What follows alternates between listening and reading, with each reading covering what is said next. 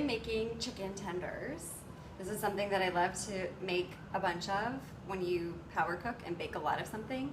You can put it in the fridge if you're gonna eat it for the week, or you can put it in the freezer and warm it up as you like to eat it. So it's really quick and easy once it's made. I stress once it's made because it takes a little bit of time prepping and getting everything ready. I just spent a lot of time snipping off all the fat from the chicken, which I don't like any fat on my meat. So I like to take that off before I cook it because otherwise the meat cooks in the fat. So I cut off all the fat and then I get everything ready, and then it's pretty simple after that, and you bake it, and it's really, they taste really good. The chicken tenders, chicken bites, whatever you want to call them, are amazing, and I eat them with a honey dipping sauce, honey mustard, or just honey by itself, or just mustard. So good. And it's really clean and it's really healthy, and it's easy to portion out if you're measuring your protein or your macro intake. It's really easy to, because they're little bite-sized pieces, it's really easy to weigh and portion out that way. I have my chicken here. This is the bowl that I'm gonna put the wheat germ in, and then the egg. I did the egg white and the egg yolk, because why not? Egg yolks are good for you. And then I have my spices and my dish. So in this dish here, I'm going to just add some oat bran. My oat bran. I just like to eyeball it. I'll add, I don't know, maybe that much. You want to get a lot because you're going to use a lot of it up when you roll the chicken in it. And then I also use wheat germ. You can also add other things like almond meal, or so cut it the other way. Other powdery, you know, whatever you find that's healthy and good that you want to add to the breading. You can use breadcrumbs too. I just don't like to use breadcrumbs. I prefer to do this. And then you want to add your spices. So I will add garlic, black pepper, and salt. Mix it together, and then we'll go from there. So I'm just going to add my garlic. You want to add kind of, not a lot, but you know, enough to taste it. And then pepper. Whenever I cook vegetables or meat, I always add salt, not salt, I always add pepper. Pretty much garlic powder and pepper, cayenne pepper, or chili powder to everything.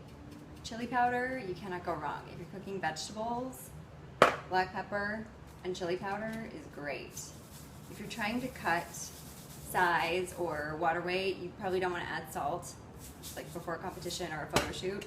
You typically don't do sodium because your body holds on to excess water. But there's a lot of really good spices that you can do in the meantime, like garlic powder or black pepper. I don't really do the chili powder on these, even though you could. It adds a little bit of a spice.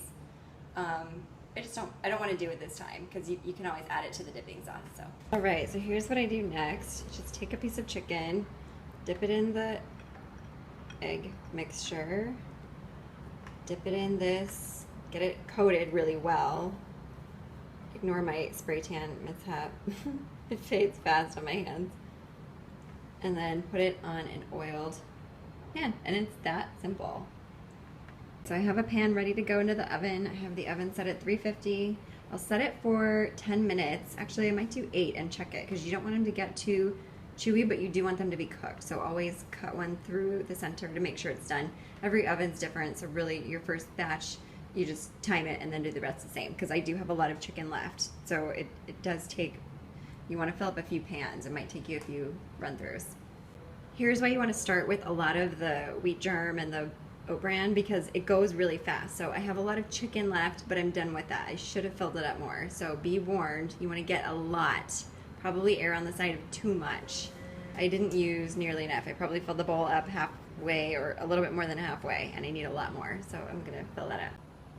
Okay, so my first batch of chicken bites are cooking. I'm waiting. I don't have any more glassware, so I'm going to wait to cook the rest. I'm really hungry and I can't wait to eat it. So I'm actually okay with that, because as soon as these are done in like 5 minutes, I'm gonna pull them out and eat them. And I'm gonna show you how to make the dipping sauce. It's really easy. I just throw together honey and mustard, or I mean, you can use hot sauce, you can add tapatio, really whatever you want. You could do ranch. I just prefer honey mustard or mustard or honey. There's my honey mustard sauce. I just wanted to caution you, a little bit of mustard goes a long way, so you want it to be a little more on the clear side. You can always add more mustard, but adding more honey to dilute it gets very spacious. You end up adding a lot of honey, so start with the honey and then just add a tiny bit of mustard to taste. Okay, here's what it looks like done. They just get a little bit browner. You always want to cut into it because, like I said, you can't really tell from the outside if they're done. So double check. And now it's time to try my favorite part. I love the honey mustard, so I always dip it in that. It kind of almost smells a little bit like bubble bath to me, the honey and the mustard together, for whatever reason. But I love bubble bath flavors of jasmine and rose tea and lavender tea. Perfect. So good. So hungry. These are perfect. So good. So be